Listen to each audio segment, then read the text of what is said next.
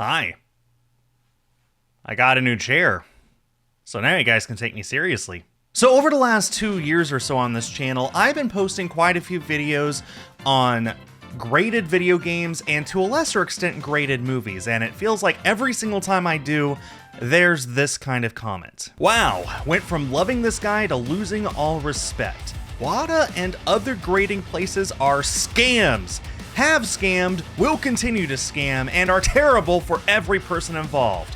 Please do not ever do this. You could buy protective cases without giving into this horrible practice. And I absolutely understand why people say that, but I disagree. I don't think that grading anything is inherently a scam, and that's why I'm making this video. Let's go ahead and discuss the history of graded games. So, graded video games have actually been around for a lot longer than you might think. VGA started grading video games all the way back in the year 2008, a full 10 years before WATA even started to exist as a company. I've known about graded games for a long time. Some of my earliest memories of watching Pat the NES Punk were him discussing graded video games back in like 2014, 2015, maybe even earlier. You know, long before WATA and Heritage got into this huge controversy. I don't remember that many people talking about graded games, or at least not very seriously. In fact, way back then, I had no interest in grading games myself. I didn't see much of a point.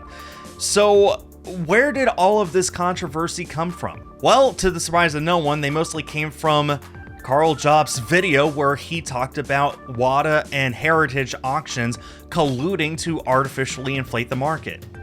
Allegedly. You guys should absolutely go and watch that video for yourselves. I won't go into the details of it here. Carl did a tremendous job basically exposing how all of this was going on and why it was essentially a scam. Although, I will point out that in a follow-up video, he did show off his own graded game collection. I don't hold the opinion that graded video games are a scam, nor did I ever say that in my video. In fact, I even own and buy graded video games myself. And I'm going to be showing you guys this picture of a message that he left on a public Discord server sometime last year, where he basically says, grading isn't inherently a scam. And he probably should have specified it a little differently in the video. Now, to be absolutely clear, WATA and Heritage were absolutely colluding to inflate the prices artificially of sealed graded video games. Allegedly. Now, since Carl Jobs' video came out a few years ago, both companies have done a lot to try and fix the problem and make things right. WATA especially. One of the biggest things that they did was they got rid of Dennis Kahn, their own founder and the guy who was most central to the controversy. And they did things like release population reports. They were the very first graded video game company to do that. And they hired a brand new team to grade games and give them stricter grades that made a lot more sense with a lot less wiggle room, and were not nearly as lenient. Basically, WATA's done everything they can to make themselves a bit more reputable, and while there's been a lot of damage from Carl's video, rightfully so, I think it's also obvious that WATA is trying their best to make things right, and I don't think that we should push that aside. There have been other developments in graded companies as well. VGA, which existed 10 years before WATA, have lowered their prices to be a lot more competitive, so that now you basically get to pick between one or the other for the same price.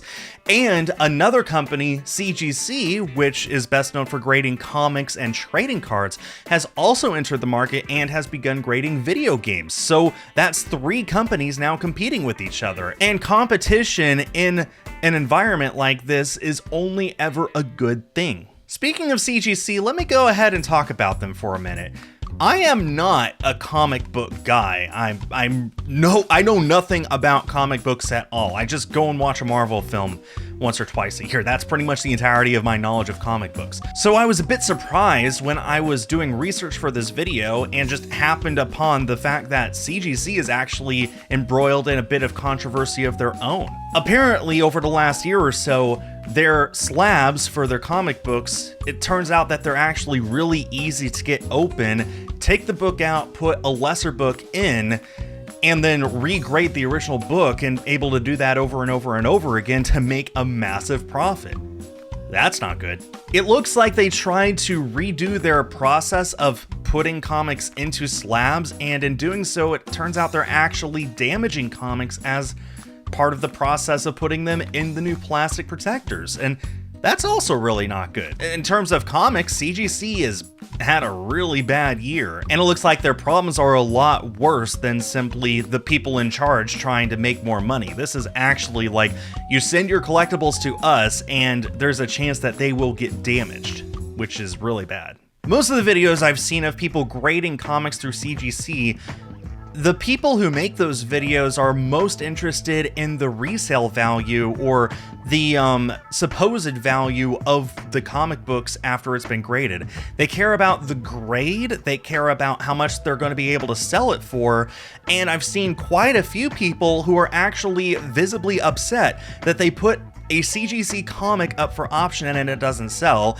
and then they crack it out of the slab and sell it raw and it sells within a few minutes. Like, it really feels like the graded comic collectors are in it for the money, for the profit. And I'm positive that there are comic collectors who are like me with video game collecting, and they're in it just to collect their favorites or just to collect some random obscure things that they just find fun. You know, I'm positive that there are comic collectors out there who use CGC solely for the fun of it, but I haven't been able to find any videos like that. Every single video I've seen are just people who use CGC and are only interested in how much money they can turn out of whatever the grade is. And you know what? Maybe that is the kind of mindset that's been crossing over to video game grading as well. Maybe the general public just sees video game grading as people sending in a box with a seal on it just for the sole reason of turning it around and seeing how much money they can get. Well, I'm here to assure you that the vast majority of video game graded videos and collectors I've seen are in it only to collect. They are not in it to come out of this on top or to sit on a game for 20 years and see if they can sell it for $1 million later. The vast majority of people I have seen on YouTube or on the internet in general who buy graded games are only interested in collecting graded games, especially after Carl's video. One of my favorite YouTubers right now is actually Get the Greg Games, whose sole purpose of his channel is to collect graded video games. I've been following him for years now, and his knowledge and enthusiasm about graded games is infectious. It's really awesome to see people like Greg who are in this hobby just to collect. To them, just like to me, graded games are simply an extension of video game collecting. It's not that much different from buying games, except that you're buying a different breed of games. Simple as that. Speaking for myself, I only grade games to collect them. I have only ever bought 2 games on eBay that were already graded. Every single other game in my collection that's graded, I bought a sealed copy and sent it off myself. The process is just a lot more fun than getting a guaranteed high grade. I'm never reselling my graded video games or my graded movies or anything else that I take the extra time to get graded, because I don't care about the value. I don't care what my games will be worth 10, 20, 30 years from now. I don't care about how much profit I can make out of it. These are just my favorite video games, and I care about having a way of displaying them to show to the world that it's an extension of me. It's an example of what my interests are. And I don't get graded games of just random stuff. I only get duplicates of games that I already own in a way that I can play them, because, believe it or not, guys, I do, in fact, play my video games. The oldest graded game that I have in my collection is Final Fantasy VII. You know, it's a 1997 game, but this is the greatest hits version. This likely came out in 1999 or 2000 or even 2001. In the grand scheme of things, that's relatively young for a graded game. And there are plenty of older games that I could get. You know, it's shocking how cheap Atari 2600 games could be. But there just aren't any older games that I care about. Most of the stuff I care about is modern or only slightly retro. Although that being said, there are some older games that I absolutely would buy if only they were cheaper. I would love Gen 1 brand new, still sealed, but golly, I do not have $5,000 just lying around. My favorite video game of all time is Pokemon Silver version, and I have wanted, even long before I wanted a graded copy, I've wanted a sealed copy because, again, my favorite game of all time. This might eventually be passed by the Final Fantasy VII Remake Trilogy, but for now it's still my favorite. I wanted a copy that was an example of what it was like brand new. So last year, I got one. Again, you see, this is my original copy. This is the graded copy. And you know, this isn't even a good grade. It's a 7.0 B+. This is not a very valuable game. This is not a very good example of what the game should be when it's brand new, but it's mine. And it just means so much to me that I do, in fact, own a copy of my favorite video game, brand spanking new, 25 years after it originally released. And that's the number one thing that I care about with my graded things is that they're mine. That, like, these are, for the most part, copies of games that I bought myself. Most of them brand new in a store. I don't care about making a profit. I don't care about what they might be worth in the future. Some might end up worth $1,000 or more. I don't care because I'm not planning on selling them. It's just so cool to me that I'm able to have my favorite video game still brand new and sealed and stick it on the CRT behind me to show off in every single video just so everyone can look at it, and whether they realize it or not, just know it's my favorite. Now, couldn't you just put these games in a plastic protector and protect them? Well, yes, and obviously I do that with this copy of Silver, all my Pokemon games, plenty of other games behind me, steelbooks and my movie collection. I do make great use of these plastic protectors. You know, they're great to have. This feels more durable. This you can put on a shelf and proudly display and show off to all of your friends. And you can bang it up a little bit and know that whatever's inside is a lot more protected than with a thin sheet of plastic. They're also a great way of preserving history. It's a tangible way for you to look at a game like it was brand new, even decades later. I mean, heck, the Atari 2600 is going to be turning 50 here in a few years, and we still have a lot of brand new factory sealed games from the era. You get them graded, and it's a great way of showing off, even 50 years later, this is exactly what it used to look like. Maybe a little worse for wear, but at least it's still new old stock. And if I were honest, it's actually a whole lot of fun for me to buy a brand new copy of a game and send it off to get graded and guess what the grade is going to be. It's almost like a little bit of a game to me, you know, picking up a copy, looking it over and trying to guess, okay, what's the grade going to be? What's the seal grade going to be? And then waiting until it comes back and I find out on video. It's fun. I have fun doing that, and I have fun watching other people do that online. It's really no different than sending off a PSA submission for a pile of Pokemon cards and guessing what the grades are going to be on that, just with video games. Again, the grade itself doesn't actually mean that much to me. Guessing it is fun, but in the end of the day, I don't really care what grade I get. You know, this is a 9.A copy of Final Fantasy VII Rebirth. Don't you think if I cared about the grade, it wouldn't be easy enough for me to just go buy another copy and submit it until I get a 9.8 A+ or even A++? But I don't care. I bought this copy of Rebirth on release date. It was the first copy in the world to get graded, and it's mine. In most of my videos, I display 5 graded items on that CRT behind me. You see it?